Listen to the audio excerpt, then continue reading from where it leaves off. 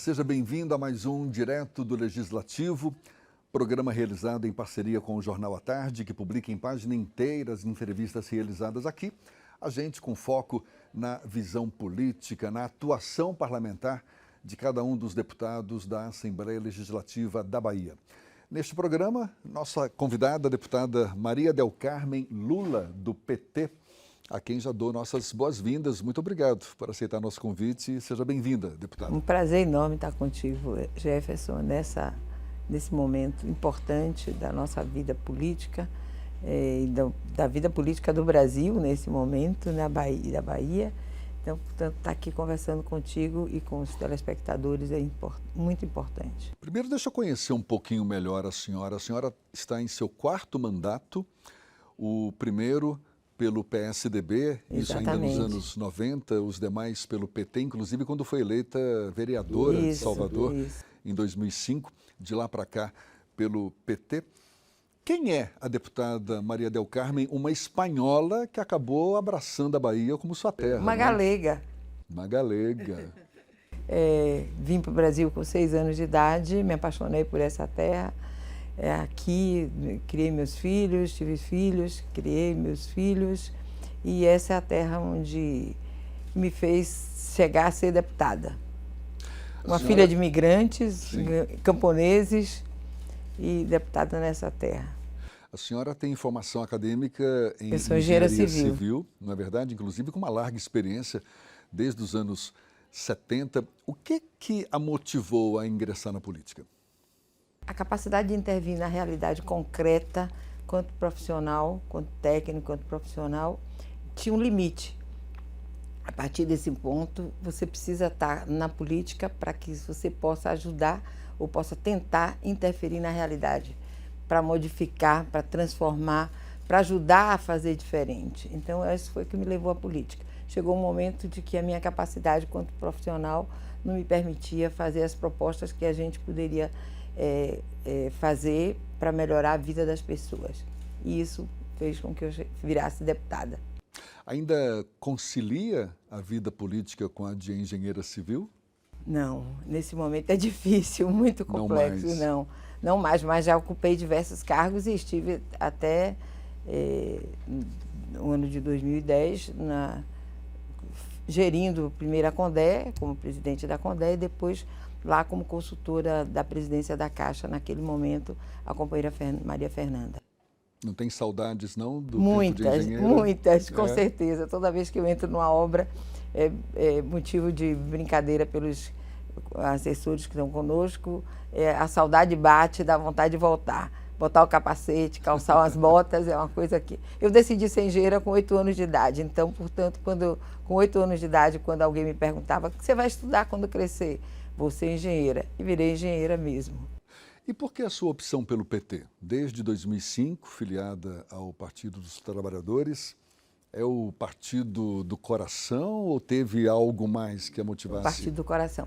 Eu tive a oportunidade, eu perdi a eleição, tive muitas dificuldades naquele momento para sobreviver, porque a gente estava fora da engenharia, num momento complexo, né?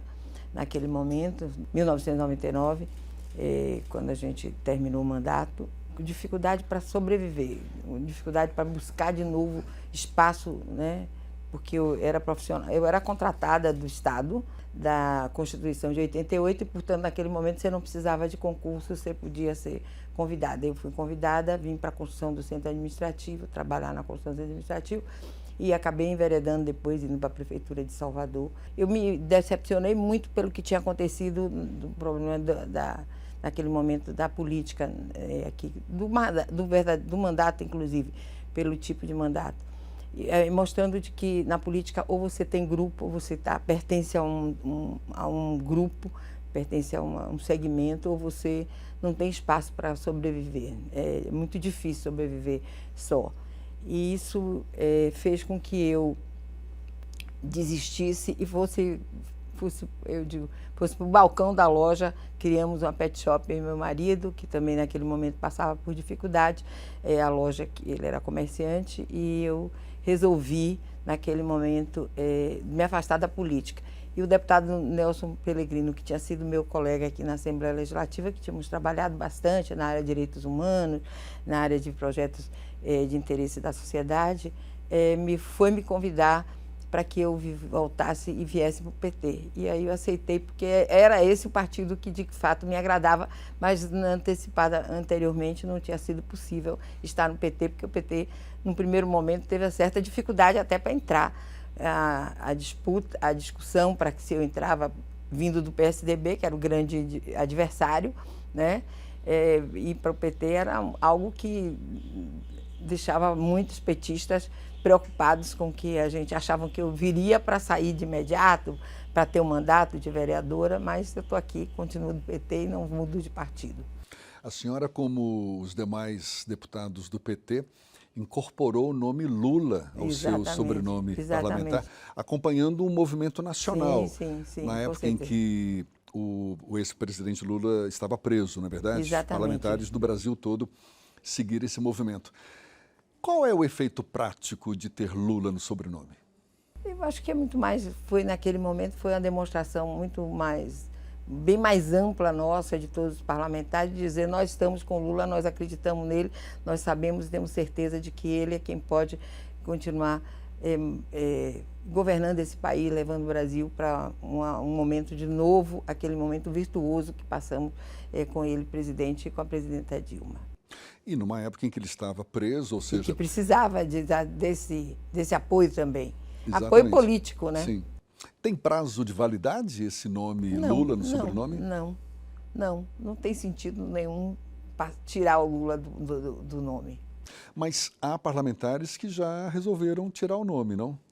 Não falo nem aqui da Bahia, mas Brasil afora e... Pode ser que alguém tenha resolvido fazer isso, mas eu não vejo nenhuma necessidade. A gente aprimorou um nome que representa uma figura que é extremamente importante para o PT, que é um símbolo para o Partido dos Trabalhadores, que demonstrou durante seu período como presidente e posteriormente a força que ele teve só de ficar todo esse período preso e se preparando para voltar e voltar de forma, como ele dizia: eu não tenho, não devo, não tenho nada que possam ter mostrado, e não mostraram efetivamente nada que desabonasse a conduta do presidente Lula. A gente só tem que, com certeza, continuar admirando e torcendo para que dê certo. Mas não tinha mais sentido na época em que ele estava preso? Sim, naquele momento era importante que a gente tivesse um nome. Hoje, digamos assim, já talvez não seja, mas por que mudar outra vez o nome? Não tem motivo nenhum, absolutamente nenhum. Como é que a senhora avalia o sentimento antipetista e, como consequência, anti-Lula, que cresceu nesses últimos anos, especialmente depois que Jair Bolsonaro foi eleito para o Palácio do Planalto? Eu acho que... Só para complementar, é um sentimento justificável? Não, eu não vejo justificativa nele. A realidade é que eles têm um percentual que os apoiam, né? Os bolsonaristas, essas forças mais conservadoras, mais atrasadas, eu diria assim, que tem um percentual mais de direita mais conservadora, tem um percentual na sociedade que está claro aí. E tem um percentual que digamos assim, acompanha os pensamentos do Partido dos Trabalhadores e de outros partidos, porque nós não governamos sozinhos, governamos com o PT, governou com o PCdoB, com o PSB e com outras forças, mais ainda outros partidos, que ajudaram a construir aquele momento de transformação do país, né? Aquele momento que a gente vinha de uma dificuldade enorme e que avança no sentido de fazer as transformações que o Brasil precisava e que se demonstram agora com esse presidente, ao nosso ver, como um retrocesso completo, perdendo direitos que nós já tínhamos assegurado, que nós já tínhamos conquistado e que custou tantas lágrimas e tanto sofrimento e até vidas, né, de tantos e tantos trabalhadores e trabalhadoras. Esses dois segmentos estão mais ou menos determinados e você tem, fora esses dois, você tem um centro, né? Esse centro que, digamos assim, de acordo com o que se modifica, se aproxima mais de um lado ou se aproxima mais do outro, né? Eu acho que se aproxima mais, tem toda a possibilidade, durante o governo do presidente Lula, teve toda a possibilidade de estar ao lado, de estar junto. esse sentimento também foi um sentimento, ao meu ver, que ocorreu naquele período em que o presidente Lula foi acusado e que a gente não teve instrumentos ou não teve força para fazer essa mudança, essa guinada no sentido de explicar e de mostrar para a população o que tinha acontecido. Eu acho que essa eleição e a oportunidade de Lula poder falar para o povo brasileiro de forma mais ampla, sem restrições, sem acontecer o que aconteceu antes, né?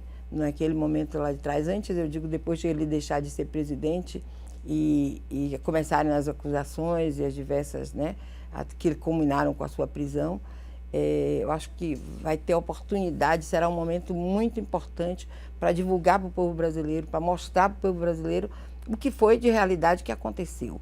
E aí foi demonstrado aí que o presidente, de fato, não tinha nenhuma acusação que fosse procedente, porque ele mostrou claramente isso quando todos os processos que ele sofreu, todos eles foram arquivados pela Justiça. Mas, diante desse cenário, deputada, por mais que a senhora considere não justificável esse sentimento, mas que a gente percebe é grande o sentimento antipetista, que autocrítica seria necessária para o PT fazer e recuperar a popularidade que tinha, por exemplo, quando o presidente Lula foi eleito pela primeira vez? Primeiro, eu acho que não tem que reconhecer culpa, né? Porque eu acho que se a gente reconhecer culpa, a gente está assumindo aquilo que eles têm, que eles vêm trazendo, essas críticas que ele vem fazendo. Se a gente faz minha culpa, eu estou reconhecendo que elas realmente são reais, né? Então, portanto, eu creio que a gente não deve pensar, né, usar essa ação, responder dessa forma. Eu acho que, volto a dizer, eu acho que esse momento da eleição permitirá ao presidente Lula dialogar com o povo brasileiro, mostrar diferenças do que foi antes, do que aconteceu hoje e de como está a sociedade brasileira nesse momento.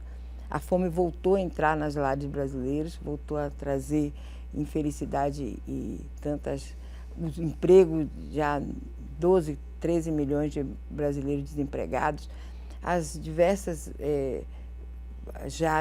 ações realizadas, as transformações negativas que têm acontecido no povo brasileiro. São os programas tão importantes como, por exemplo, o programa Minha Casa Minha Vida, que é destruído, não avança, nenhum outro projeto nem alternativo. A economia brasileira, a inflação nos níveis que estão aí já. Então, são todas as ações que têm sido implantadas ou realizadas por esse governo que aí está, não ajudam, não mudaram a realidade do povo brasileiro, muito pelo contrário, foram derrotas para a sociedade e atrasos mostrados nesse processo. Que não seja necessariamente assumir possível culpa, mas uma autocrítica não caberia, não? Por exemplo, aqui na Bahia, a senhora, independentemente de ser governista, portanto aliada ao governo Rui Costa, que crítica faria ao governo para que ele também conquistasse mais a opinião pública, especialmente neste ano de eleição, esse ano de 2022? Mas eu vou pedir essa resposta para já, no próximo bloco. A gente volta nessa conversa com a deputada Maria del Carmen Lula, do PT. É um instante só.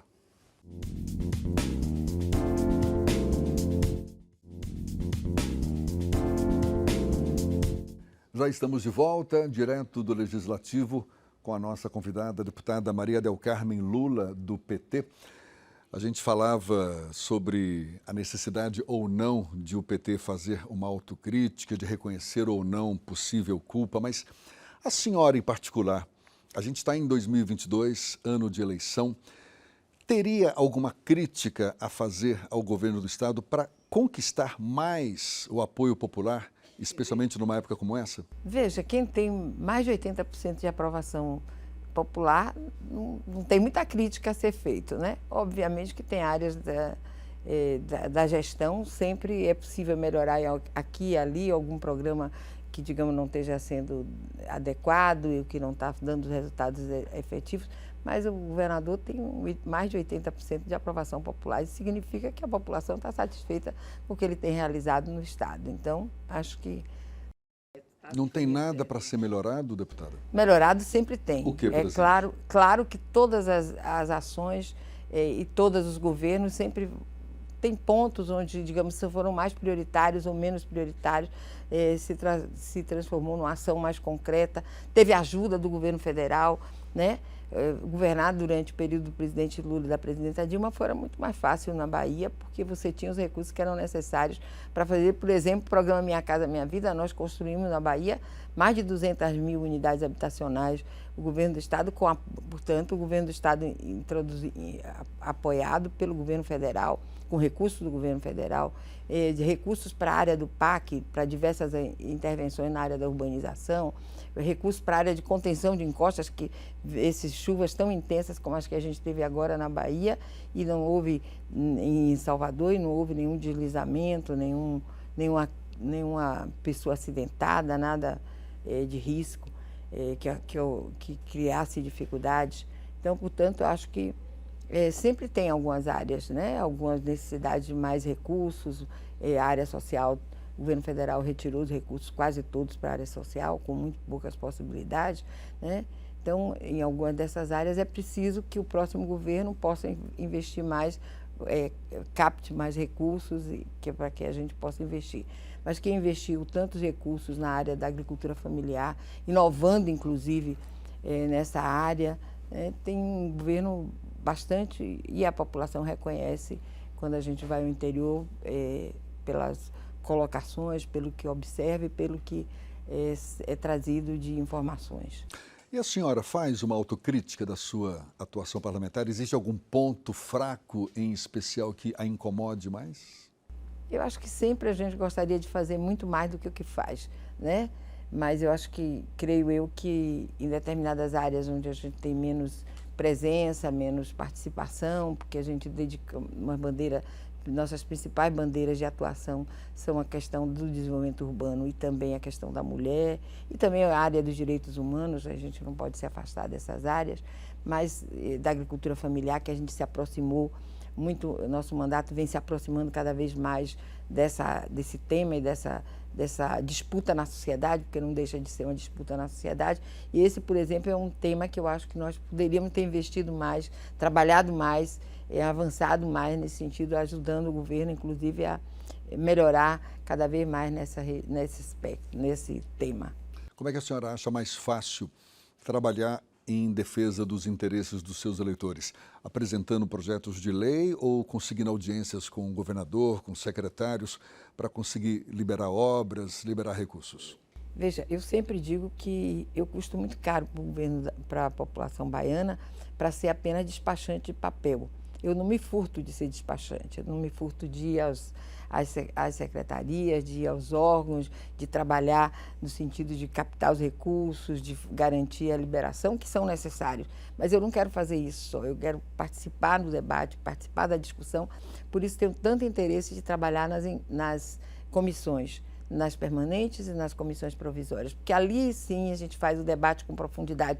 O plenário, tem muitos dos nossos colegas que gostam do plenário, tem uma presença no plenário muito forte.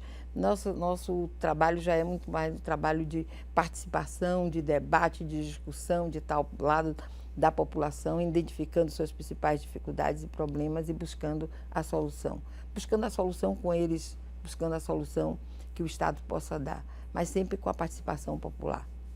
A senhora é autora da chamada Lei Anticalote, não é verdade? Que assegura o pagamento dos direitos trabalhistas de funcionários de empresas terceirizadas pelo governo do Estado, uma lei já há quase 10 anos em vigor. A senhora tem acompanhado a eficácia dessa lei? Tenho, sim, e me dá muita satisfação, muita alegria saber que foi um instrumento dessa luta para para aprovar essa lei aqui na casa, e que agora, nos últimos anos, depois da aprovação da lei, e que ela ficou em vigência, nós temos visto trabalhadores, e principalmente na área de vigilante, que a gente encontra sempre, você não entra em nenhum órgão público, nenhum espaço que não tenha um vigilante na porta, e eu costumo conversar com eles e perguntar se eles são, se eles são sindicalizados e se já utilizaram alguma vez a lei anticalote. E a notícia sempre é positiva. Não, encerrou o contrato, nós recebemos todo o recurso, já está em vigência todas as liberações que têm que ser feitas, às vezes ainda sobrando até recursos que voltam para a empresa, porque os recursos seriam da empresa se esses recursos sobrarem. Quais outras conquistas, ou pelo menos as principais conquistas que a senhora teve ao longo de sua trajetória política? 4 mandatos, tem muito o que colecionar, imagino, não?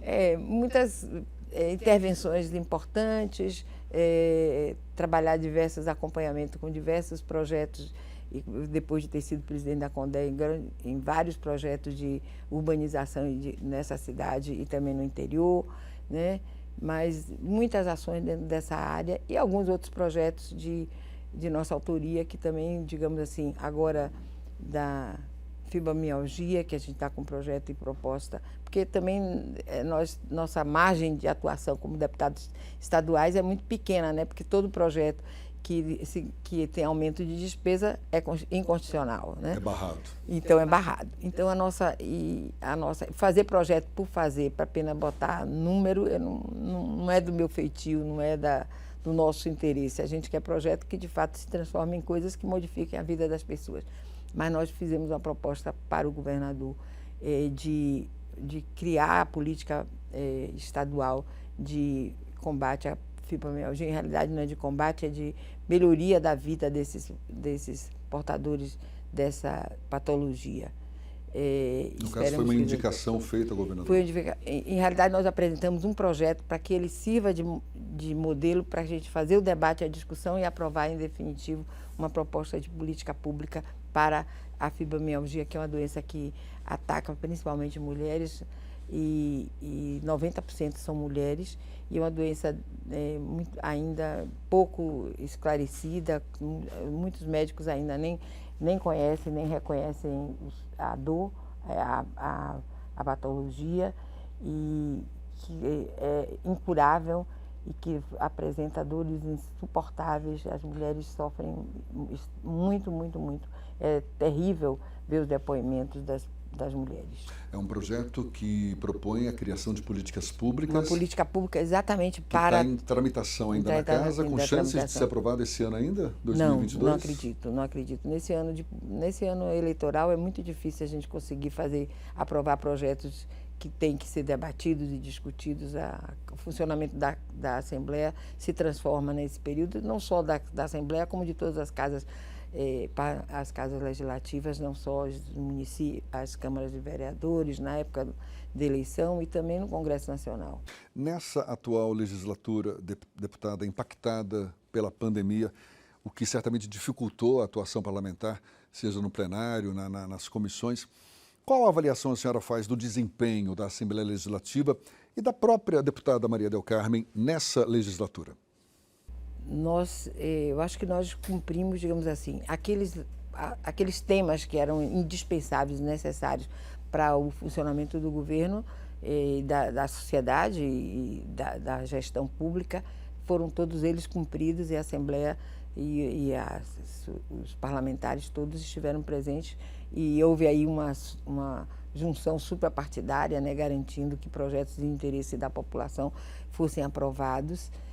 Acho que a Assembleia respondeu com rapidez, com eficiência, e buscando, de fato, dar sua contribuição nesse processo, mas, obviamente, as dificuldades foram maiores para que a gente pudesse vivenciar o dia a dia. Essa coisa maior, que eu acho que é a presença da população, estando aqui, mostrando que a casa é a casa do povo mesmo, que ela...